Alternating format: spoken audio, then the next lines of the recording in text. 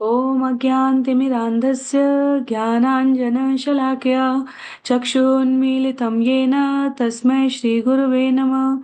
जय श्री कृष्ण चैतन्य प्रभो नित्यानंद श्री अद्वैत गदाधर श्रीवासादि गौर भक्तवृंद। हरे कृष्ण हरे कृष्ण कृष्ण कृष्ण हरे हरे, हरे राम राम राम हरे हरे, हरे कृष्ण कृष्ण कृष्ण हरे हरे, हरे राम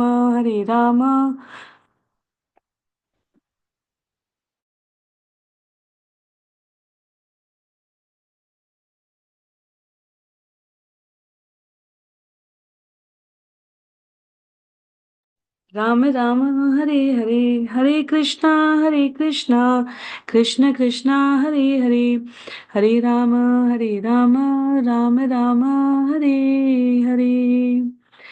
हरे कृष्णा। सभी भक्तों को सादर प्रणाम। चैतन्य चरितामृत सत्र 145 145 में सभी भक्तों का स्वागत है। हम सभी आज के सत्र में अंत्य लीला आरंभ करने जा रहे हैं। अंत्य लीला जिसमें 20 अध्याय हैं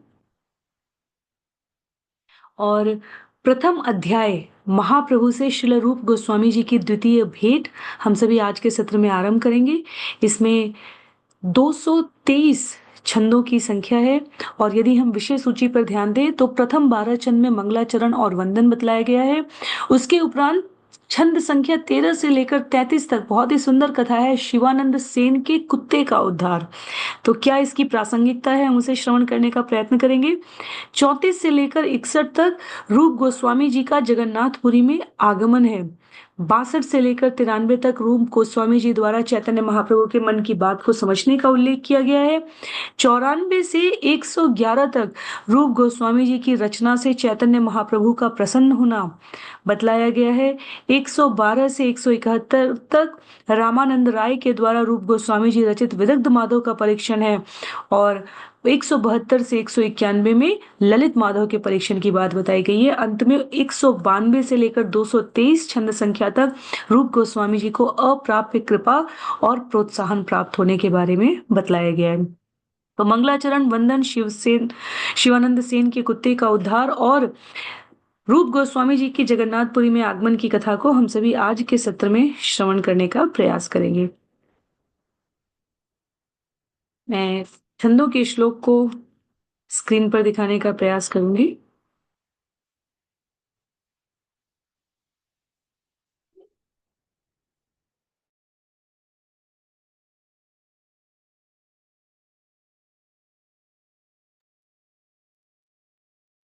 पङ्गुं लङ्घयते शैलं मूकमावर्तयेत् श्रुतिं यत्कृपातमहं वन्दे कृष्ण चैतन्यमीश्वरम।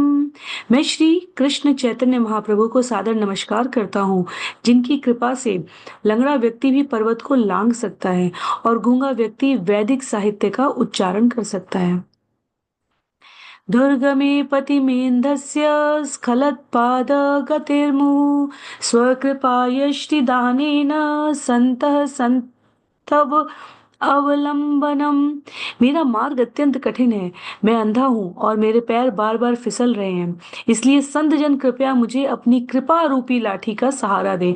तो मंगलाचरण अपने गुरुजनों के प्रति, गुरु शिष्य परंपरा के अग्रिम आचार्यों के प्रति, साधक की, लेखक की, वक्ता की विनम्रता को, कृतज्ञता को ज्ञापित करने का माध्यम है, जिसमें इस ज्ञान को जो हमें परंपरा से प्राप्त हुआ है हम अपने जीवन में आचरण के लिए, व्यवहार के लिए, जीवन के गंतव्य को प्राप्त करने के लिए कितने कृतज्ञ हैं, इस भाव को दर्शाता है। तो कृष्णदास कविराज गोस्वामी यहाँ स्मरण कर रहे हैं, सभी को स्मरण कर रहे हैं कि मैं तो अपात्र हूं, मेरे भीतर तो कोई योग्यता नहीं थी।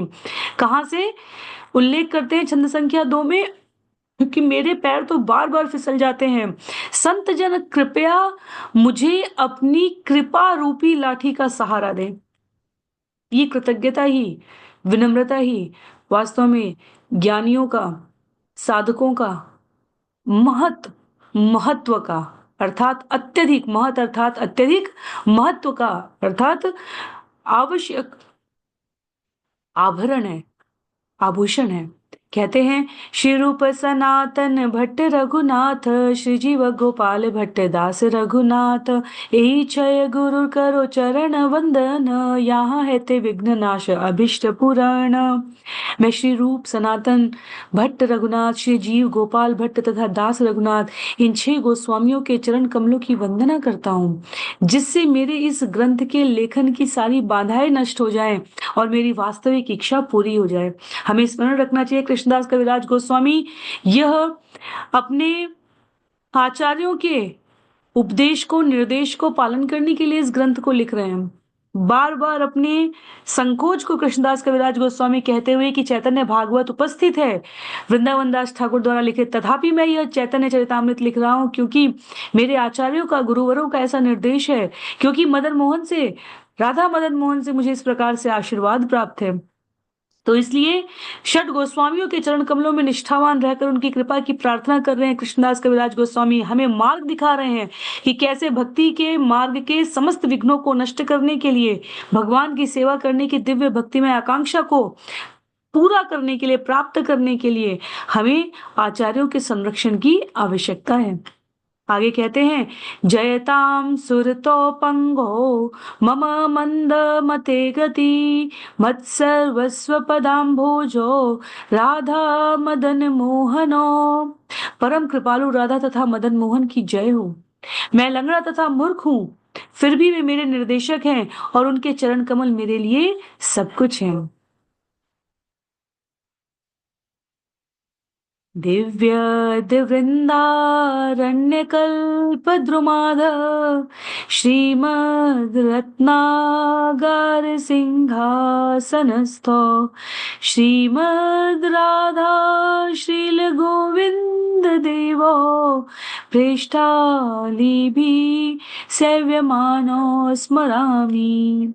वृंदावन में रत्नों के मंदिर में कल्प वृक्ष के नीचे श्री श्री राधा गोविंद उनके अत्यंत अंतरंग पार्षदों द्वारा सेवित हैं और दैदीप्यमान सिंहासन पर आसीन हैं।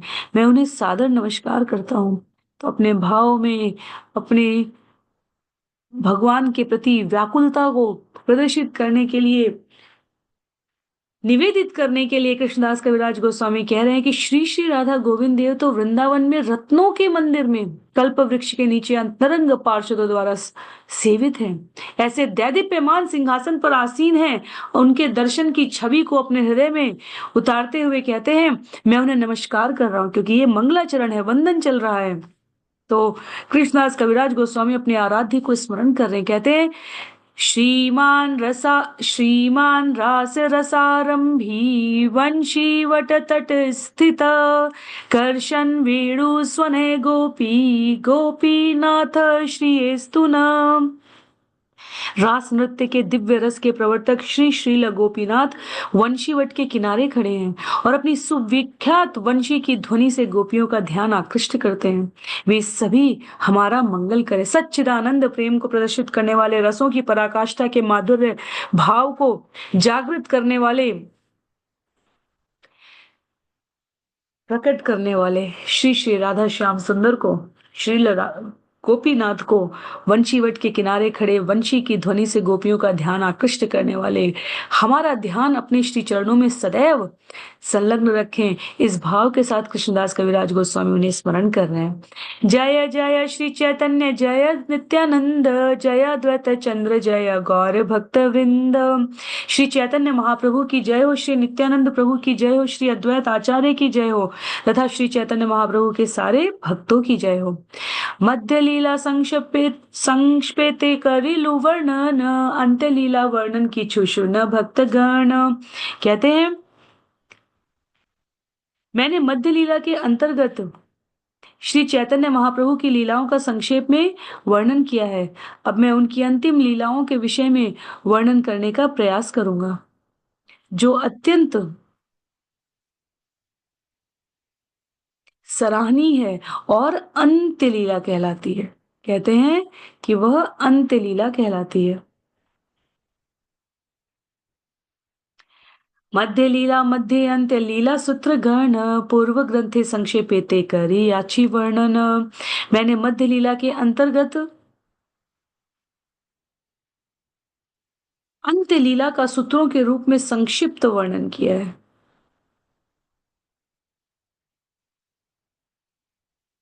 क्षमा कीजिए।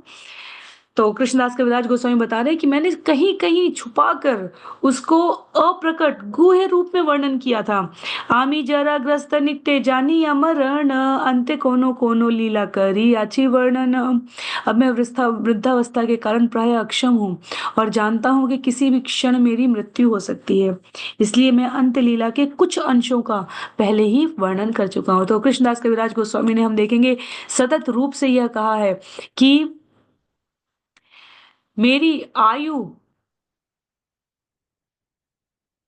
वृद्धावस्था के कारण अत्यधिक विश्वसनीय नहीं रह गई है कि कितना जीवन शेष है।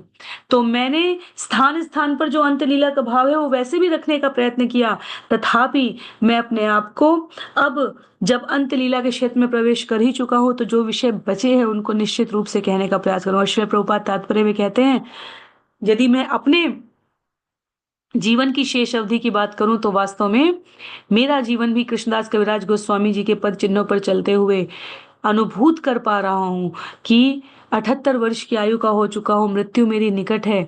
तो जितनी जल्दी हो सके मैं श्रीमद् भागवतम के दशम स्कंद के सारांश को पहले ही प्रस्तुत करके और अब यथाशीघ्र समाप्त करने का प्रयास कर रहा हूं। तो यदि श्रील प्रभुपाद कह रहे हैं कि यदि संपूर्ण कार्य समाप्त करने के पूर्व मैं शरीर त्याग कर भी दूं, तो भी श्रीमद् भागवतम के सार कृष्ण पुस्तक के द्वारा मैंने 10वें स्कंद का संपूर्ण सारांश प्रस्तुत कर दिया है। पूर्व लिखित ग्रंथ सूत्र अनुसारे ये नाही लिखिता लिखिए विस्तारे। इसके पूर्व लिखित सूत्रों के अनुसार मैंने जो कुछ उल्लेख नहीं किया उसका विस्तार से वर्णन करूंगा। वृंदावन है ते प्रभु नीलांचले आईला स्वरूप गोसाई गौड़े वार्ता पठाईला। तो हम सभी जो छंद संख्या 13 से विषय आरंभ करने जा रहे हैं, यदि हम विषय सूची को देखें तो वह बतलाता है कि यहाँ शिवानंद सेन के कुत्ते के उद्धार की बात की गई है। तो विषय हमें बड़ा ही अटपटा सा लगता है, पर जब हम इसे क्रमबद्ध तरीके से यहाँ श्रवण करेंगे तब हम इसकी गंभीरता को समझ पाएंगे। छंद संख्या 13 में कहते हैं, कृष्णदास कविराज गोस्वामी जब श्री चैतन्य महाप्रभु वृंदावन से जगन्नाथपुरी लौटे तो स्वरूप दामोदर गोसाई ने तुरंत ही महाप्रभु के आने का समाचार बंगाल के भक्तों को भेज दिया। तो बंगाल के भक्त उस वर्ष जिस वर्ष चैतन्य महाप्रभु इस यात्रा पर गए थे वह चातुर्मास के उपरांत के उस समय काल में ये जानकर कि भक्त नहीं आएंगे अब इस वर्ष गए थे, इसलिए वापस लौटते ही पुरी में दामोदर गोस्वामी ने सभी को सूचित कर दिया, बंगाल के भक्तों को, कि चैतन्य महाप्रभु पुरी वापस आ चुके हैं। सुनी सची आनंदित सब भक्त गण सबे मिली नीलांचले करी लगमन। ये सुनकर समाचार माता शची तथा नवद्वीप के अन्य सारे भक्त परम प्रसन्न हो गए और वे सभी मिलकर नीलांचल के लिए चल पड़े। कुलीन ग्रामी भक्त आर्यत खंडवासी आचार्य शिवानंद सने मिल्ला सबे आसी। इस तरह कुलीन ग्राम तथा श्रीखंड के सारे भक्त एवं अद्वैत आचार्य एक साथ शिवानंद सेन से मिलने के लिए आए।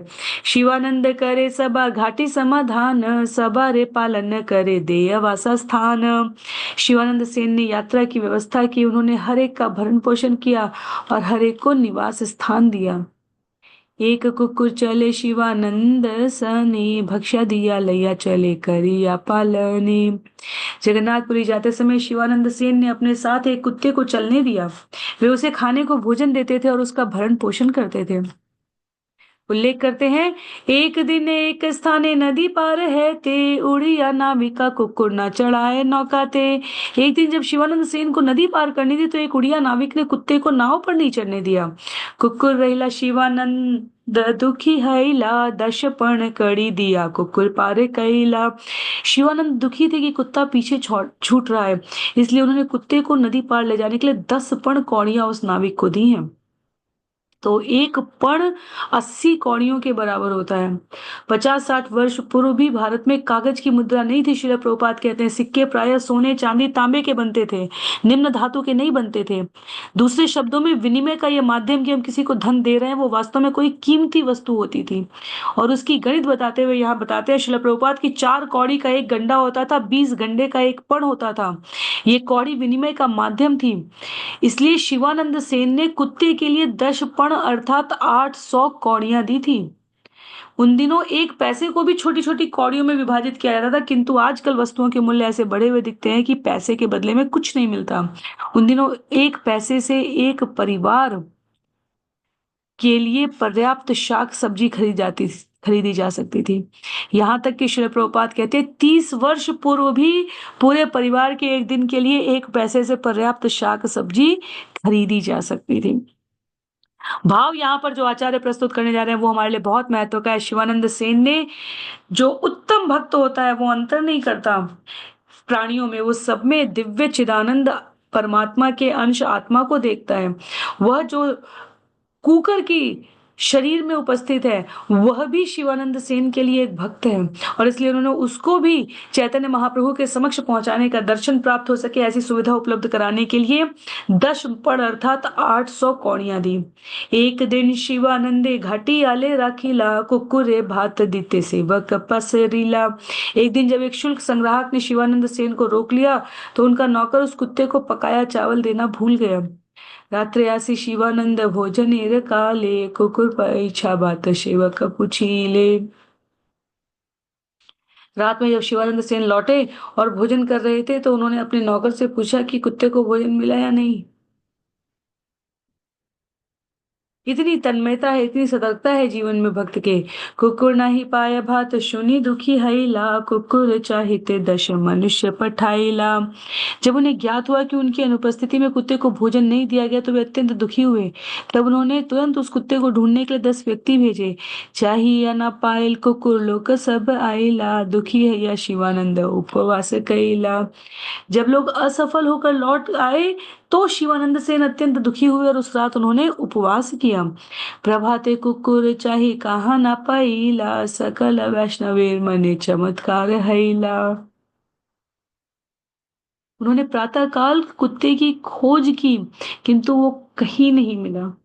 तो शिवानंद सेन और जड़ भरत के स्नेह में अंतर है। शिवानंद सेन इसलिए कुत्ते का आदर सम्मान कर रहे हैं क्योंकि वह एक भागवत की तरफ, एक वैष्णव की तरह व्यवहार कर रहा है। कहते हैं श्रील प्रभुपाद यहाँ पर कि शिवानंद सेन जब अपनी टोली के साथ जगन्नाथपुरी जा रहे थे और यह कुत्ता उनके साथ चल पड़ा, तब उन्होंने उसका पालन भी उसी तरीके से किया जैसे वे अन्य भक्तों का कर रहे थे, उसे अपनी टोली में शामिल करके। और ऐसा प्रतीत होता है कि कुत्ते को नाव में नहीं चढ़ने दिए जाने पर भी शिवानंद सेन ने उसे नहीं छोड़ा। पर जब कुत्ते को खाना खिलाना नौकर भूल गया और अदृश्य हो गया तो शिवानंद सेन अत्यधिक विचलित हो गए।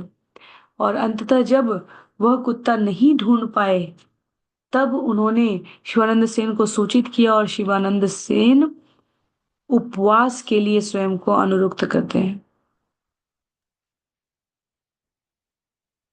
श्रील प्रभुपाद कह रहे हैं यहाँ पर कि हमें आगे ज्ञात होगा कि किस प्रकार कुत्ते को चैतन्य महाप्रभु की कृपा प्राप्त हुई और उन्हें उसे तुरंत वैकुंठ प्राप्त हुआ, क्योंकि भक्त के संग के प्रभाव से इतनी दिव्य अनुभूति का यह उल्लेख है।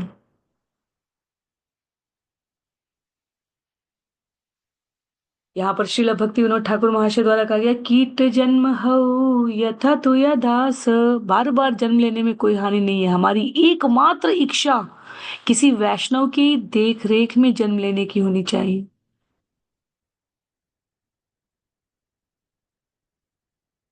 इससे सरल मार्ग इस जगत में शुद्ध होने का और सिद्ध होने का और कुछ भी नहीं है। वैष्णव का संरक्षण हमारी यात्रा को अत्यधिक गति प्रदान कर देता है। उत्कंठाय चली सबे आई लानी लांचले पूर्ववत महाप्रभु मिली सकले।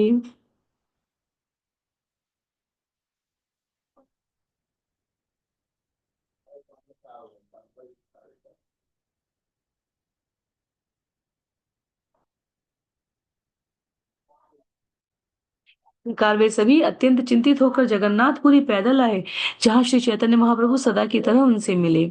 सबा लैया कैला जगन्नाथ दर्शन, सबा लैया महाप्रभु करे न भोजन। श्री चैतन्य महाप्रभु उनके साथ भगवान का दर्शन करने मंदिर में गए और उस दिन उन्होंने सभी भक्तों के साथ भोजन भी किया। और क्या आश्चर्यचकित हुआ, पूर्ववत सबारे प्रभु पठाइला वासस्थाने, पूर्व प्रभु ठाई प्रातः काले आइला आर दीने। पहले ही की तरह महाप्रभु ने उन सबको आवासीय कक्ष दिए और अगले दिन प्रातःकाल सारे भक्त महाप्रभु को मिलने आए। आसिया देखिला सबे से ही तक कूरे, प्रभु पाशे वशिया छे किछु अल्प दूरे। जब सारे भक्त श्री चैतन्य महाप्रभु के निवास स्थान पर आए तो उन्होंने उसी कुत्ते को महाप्रभु की कुछ दूरी पर बैठा हुआ पाया। प्रसाद नारिकेल शस्य देन फैलाइया, राम कृष्ण हरि कह भले न हंसिया। श्री चैतन्य महाप्रभु उस कुत्ते के सामने हरे नारियल के गूदे का प्रसाद फेंक रहे थे। अपने ढंग से हंसते हुए वे कुत्ते से कह रहे थे, राम कृष्ण तथा हरि नाम का उच्चारण करो। शस्य खाय कुकुर कृष्ण कहे बार बार, देखी आलो के रमने हल चमत्कार।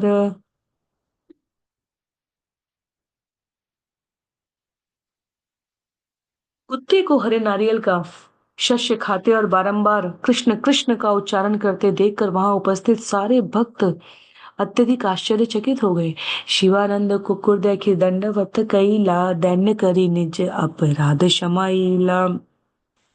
जब शिवानंद ने कुत्ते को उस तरह बैठे तथा कृष्ण नाम का उच्चारण करते देखा तो उन्होंने अपनी सहज दीनतावश तुरंत ही कुत्ते को दंडवत प्रणाम किया, जिससे उसके प्रति किए गए समस्त अपराध क्षमा हो जाए।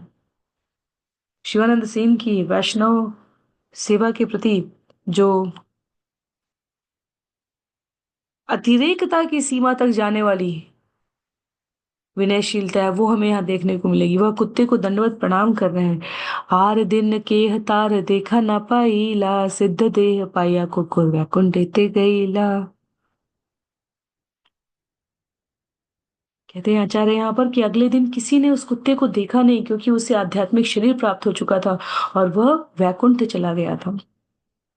वैष्णव की कृपा से मनुष्य श्रेणी नहीं, किसी अन्य शरीर को प्राप्त जीव का भी किस प्रकार से कल्याण है, यह इस साधु संघ के फल का महात्म्य है। तो हर स्थिति में, हर परिस्थिति में, हर प्रार्थना में, हर वरदान में यदि हम मांग सके तो हमें भक्तों की संगति मिले, इसकी प्रार्थना करनी चाहिए। इसके लिए हमें प्रेरित रहना चाहिए। थोड़ी सी सेवा करके कीर्तन नृत्य करने की बात नहीं, प्रसाद खाकर वैकुंठ जाने की बात नहीं। कहा जा रहा है शुद्ध वैष्णव बनकर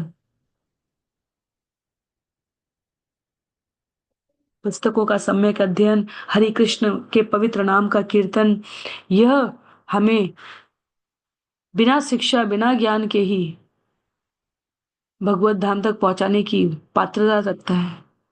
तो अभी हम पिछले सत्र में श्रवण कर रहे थे, इस सत्र में श्रवण कर रहे थे, बड़े बड़े पंडित, बड़े बड़े पुरोहित, बड़े बड़े ज्ञानी शास्त्रों को पढ़ रहे हैं, पर अगर उन शास्त्रों को पढ़ने के बाद हम भगवान को ही नहीं प्राप्त कर पा रहे हैं तो उसमें कोई विशिष्ट योग्यता नहीं है। पर यदि भगवान को प्राप्त कर लिया तो अन्य सभी साधन जीवन में लक्षित होने लग जाते हैं।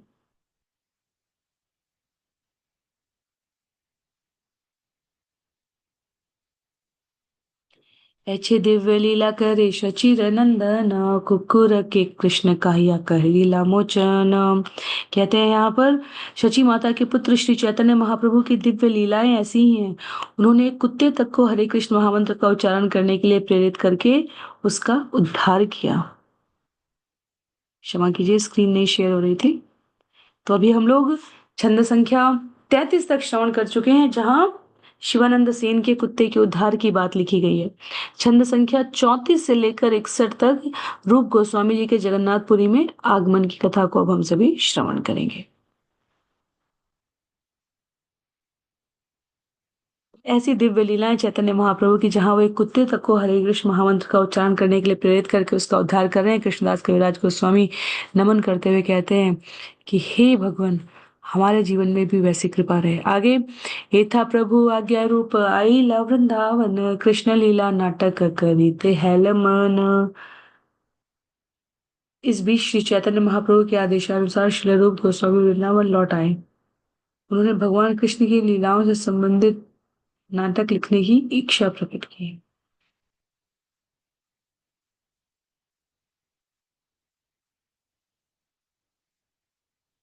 जनसंख्या 35 में बताते हैं, वृंदावनी नाटकेर आरंभ करीला, मंगला चरण नांदी श्लोक तथा लिखिला। वृंदावन में रूप गोस्वामी जी ने एक नाटक लिखना आरंभ किया। विशेषतः उन्होंने मंगलाचरण सूचक नांदी श्लोक की रचना की है। तो शिला भक्ति सिद्धांत सरस्वती ठाकुर कहते हैं अपने लिखित नाटक चंद्रिका से साहित्य दर्पण के छठे अध्याय में, वह सब कुछ जो सौभाग्य का आवाहन करने के लिए नाटक के प्रारंभिक भाग में लिखा जाता है वह नांदी श्लोक कहलाता है। तो रूप गोस्वामी जी ने अपने नाटक को लिखने में मंगलाचरण नांदी की पहले रचना की है। पथे चली ऐसे नाटकेर घटना भावी ते कड़ करिया किचु लागिला लिखी थे। गौर देश जाते हुए रूप गोस्वामी जी सोच रहे थे कि नाटक की घटना को किस तरह लिखा जाए। इससे उन्होंने कुछ टिप्पणियां बना ली थी और वो लिखना भी आरंभ कर चुके थे।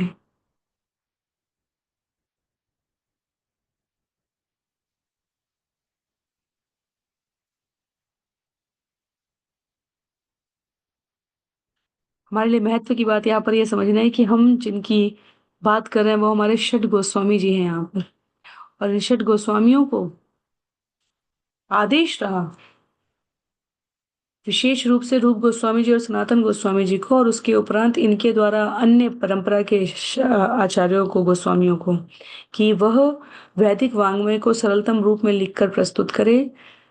वह लुप्त हो रहे तीर्थ स्थानों को पुनः ढूंढकर उनके ऐतिहासिक प्रमाण को, साक्ष्य को एकत्र करके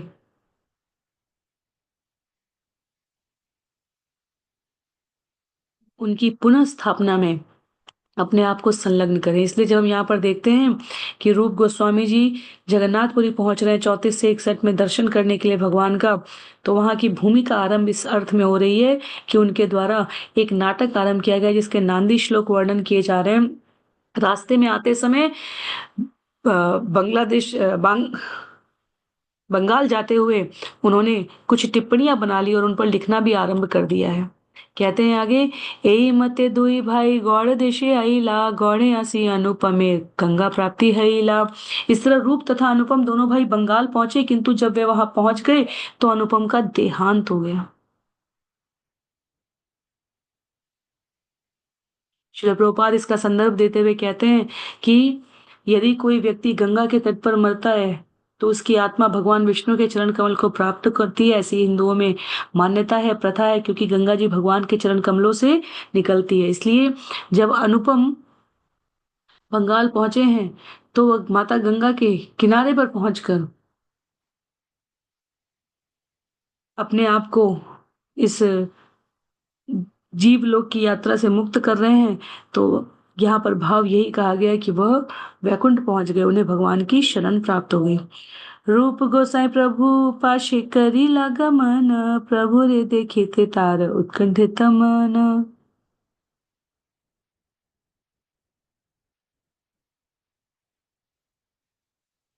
तब रूप गोस्वामी ने श्री चैतन्य महाप्रभु का दर्शन करने के लिए प्रस्थान किया, क्योंकि वह उनके दर्शन के लिए अत्यधिक उत्सुक थे। अनुपमे लागी तार किछु विलंब हईल, भक्त गण पाश आइला लागना पायल। अनुपम के देहांत के कारण कुछ देरी हो गई थी, इसलिए जब रूप गोस्वामी भक्तों से मिलने बंगाल गए तो वे उनसे संपर्क नहीं कर पाए, क्योंकि वे पहले ही चले गए थे। तो अभी हम ये श्रवण कर रहे हैं कि शिवानंद सेन के साथ अद्वैत आचार्य के संग, माता शची के संग, सभी बंगाल के जो साधक थे जो प्रतीक्षा कर रहे थे भगवान के पुरी वापस पहुंचने की, वे निकल गए हैं। रूप गोस्वामी जी अनुपम की मृत्यु होने के कारण कुछ विलंब से पहुंचे, और जब तक वो पहुंचे तब तक सब निकल चुके थे। ये ज्ञात होने पर रूप गोस्वामी जी ने स्वयं ही पुरी के लिए प्रस्थान करने का क्रम आरंभ किया है। कहते हैं आगे, ओडिया उड़िया देशे सत्यभामापुर नामे ग्राम, एक रात्रि से ही ग्रामे करेला विश्राम। उड़ीसा प्रांत में सत्यभामापुर नामक एक गांव है। श्रील रूप गोस्वामी ने जगन्नाथपुरी जाते समय उसी गांव में एक रात विश्राम किया है। तो बता रहे श्रील प्रभुपाद परिचय में ये पर कि ये स्थान जानका देईपुर गांव के निकट है, जहां पर रूप गोस्वामी जी ने विश्राम किया है।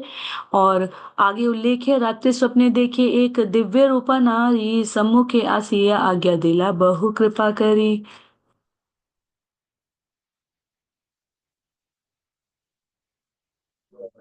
सत्यभामापुर में विश्राम करते समय उन्होंने स्वप्न देखा कि एक दिव्य सुंदरी स्त्री उनके समक्ष आई और कृपा करके उन्हें ये आदेश दिया, आमार नाटक पृथक करह रचन, हमारे कृपाते नाटक है बे विलक्षण। उसने कहा तुम मेरे ऊपर एक अलग नाटक लिखो, मेरी कृपा से यह अद्वितीय सुंदर होगा। स्वप्न देखी रूप गोसाई करी ला विचार, सत्य भामार आज्ञा पृथक नाटक करी बार। इस स्वप्न के बाद श्री रूप गोस्वामी ने विचार किया, ये तो सत्यभामा का आदेश है कि मैं उनके लिए एक अलग नाटक लिखूं। तो ये विचार करने की बात है। सत्यभामापुर जो निकट का ग्राम है उड़ीसा के पास का, वहां से विचरण करते हुए आगे की ओर बढ़ रहे रूप गोस्वामी और सत्यभामा अलग से नाट्य लिखने की उनसे स्वीकार्यता ले रही हैं। स्वप्न में कहते हैं, व्रजपुर लीला एकत करी अच्छी घटना, दुई भाग करी एबे करी मुरचना। मैंने भगवान कृष्ण द्वारा वृंदावन तथा द्वारका में संपन्न सारी लीलाओं को एक ही पुस्तक में संकलित किया है। अब मुझे उन्हें दो नाटकों में विभाजित करना होगा। तो विचार कर रहे हैं ये रूप गोस्वामी जी। भाविते भाविते शीघ्र आई लानी लांचले, आसी उत्तरीला हरिदास वासा स्थान ले। इस तरह विचार मग्न होकर वे शीघ्र ही जगन्नाथपुरी पहुंच गए।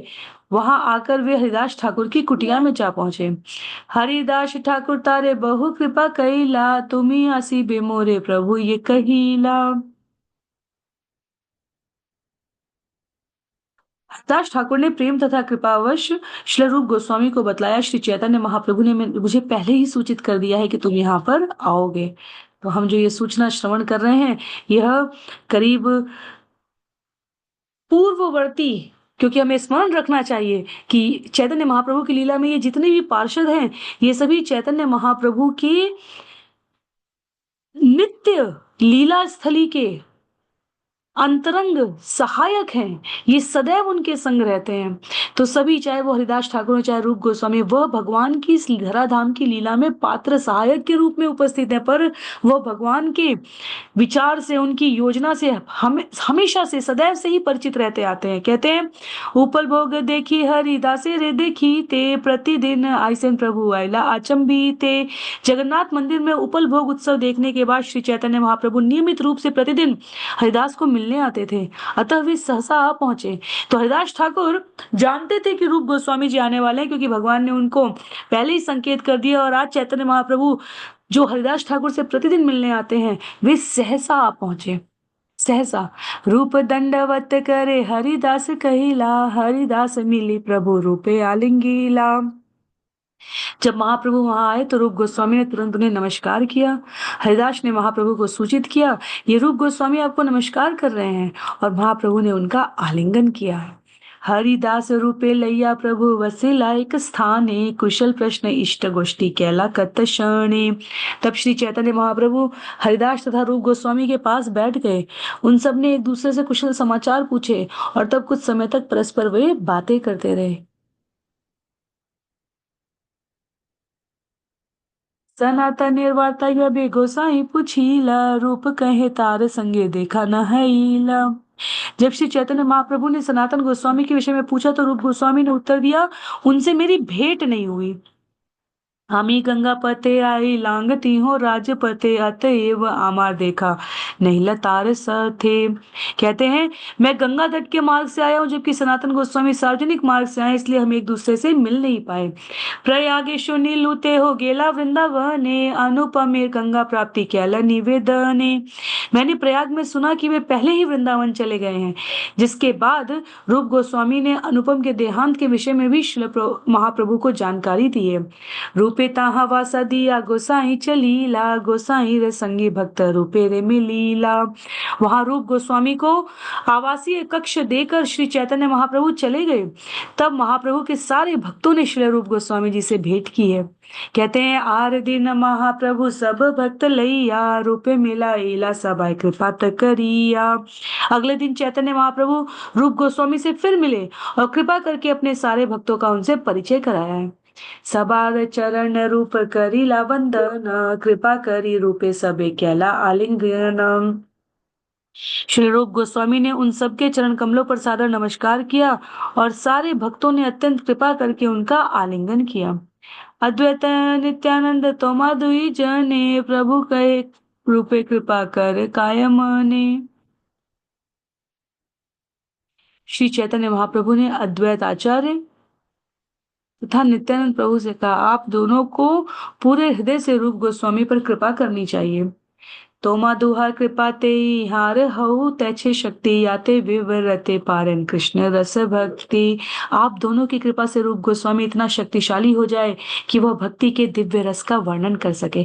तो हमें स्मरण रखना चाहिए, यहाँ पर कथा क्या चल रही है। रूप गोस्वामी जी प्रयाग से गौड़ देश बंगाल पहुंचे हैं और सनातन गोस्वामी भी पहुंचे हैं, लेकिन मार्ग की भिन्नता के कारण वे एक दूसरे से मिल नहीं पाए। जब तक रूप गोस्वामी बंगाल पहुंच रहे हैं तब तक बंगाल के भक्त पुरी आ जा रहे हैं, क्योंकि बंगाल पहुंचने पर रूप गोस्वामी जी के भ्राता अनुपम का शरीर अंत हो गया और उन्होंने उस व्यवस्था में किंचित अधिक समय व्यतीत करने के कारण बंगाल के भक्तों के साथ स्वयं को पुरी के लिए गमन करने में असफल पाया। और जब अब पुरी पहुंचे हैं, जगन्नाथपुरी रूप गोस्वामी जी, तो हरिदास ठाकुर से मिल रहे हैं। हरिदास ठाकुर कह रहे हैं, मुझे पहले से ही चैतन्य महाप्रभु से संकेत प्राप्त हो गया और अब चैतन्य महाप्रभु प्रत्यक्ष रूप से पुरी में अपने अंतरंग मित्रों पार्षदों से परिचय करा रहे हैं रूप गोस्वामी जी का। और उसमें वो कह रहे हैं अद्वैत आचार्य तथा नित्यानंद प्रभु से कि आप शक्ति प्रदान करें कि यह भक्ति की सरिता को प्रवाहित कर सके, भक्ति के दिव्य रस का वर्णन कर सके। तो अंतिम कुछ छंद रहेंगे आज के सत्र के लिए। गौड़िया उड़िया यत प्रभु भक्त गण, सबार हईल रूप स्नेह भाजन। इस तरह रूप गोस्वामी श्री चैतन्य महाप्रभु के समस्त भक्तों के स्नेह और प्रेम के पात्र बन गए, जिनमें बंगाल से आए हुए तथा उड़ीसा में रहने वाले भक्त सम्मिलित थे। प्रतिदिन आसी रूपे करे न मिलने, मंदिरे ये प्रसाद पान देई दुई जने। श्री चैतन्य महाप्रभु प्रतिदिन रूप गोस्वामी से मिलने जाते और मंदिर से जो भी प्रसाद पाते उसे वे रूप गोस्वामी तथा हरिदास ठाकुर को दे देते। इष्ट गोष्ठी दुहासने करी कत क्षण, मध्याहन करते प्रभु करी लागमन। फिर महाप्रभु उन दोनों से कुछ देर तक बातें करते और तब दोपहर के नित्य कर्म करने के लिए चले जाते। यही मत प्रतिदिन प्रभु व्यवहार, प्रभु कृपा पाया रूपे आनंद अपार। इस तरह प्रतिदिन उनके साथ चैतन्य महाप्रभु का व्यवहार चलता रहा। इस प्रकार महाप्रभु की दिव्य कृपा पाकर श्री रूप गोस्वामी जी को अपार आनंद प्राप्त हुआ है। तो यह रूप गोस्वामी जी की दूसरी वार्ता है, जो दूसरी दूसरी बार मिलन की वार्ता है, जो हम अभी आगे के छंदों में श्रवण करेंगे, छंद संख्या 62 से। क्योंकि लिखा है यहाँ पर, रूप गोस्वामी जी द्वारा चैतन्य महाप्रभु के मन की बात को समझना और रूप गोस्वामी जी की रचना से चैतन्य महाप्रभु का प्रसन्न होना। तो छंद संख्या 62 से हम सभी अगले सत्र में इस विषय को श्रवण करने का प्रयास करेंगे। सभी को बहुत बहुत आभार।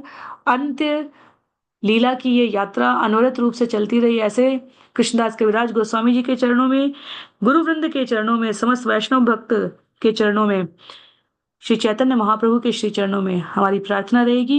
किसी भी प्रकार की असहमति, टिप्पणी या अपने विचार व्यक्त करने के लिए आप जहां जुड़े हैं वहां प्रेषित कर सकते हैं। हरे कृष्णा।